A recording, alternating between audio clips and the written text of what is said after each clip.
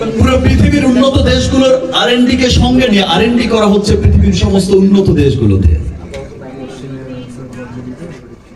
আমি নির্ভর, আমি একদম নিশ্চিন্তে আমি এবং আমার পরিবারের জন্য কিনতে পারছি একটা স্টোরে গিয়ে। এই যে একটা নির্ভরতার নাম হয়ে উঠছে।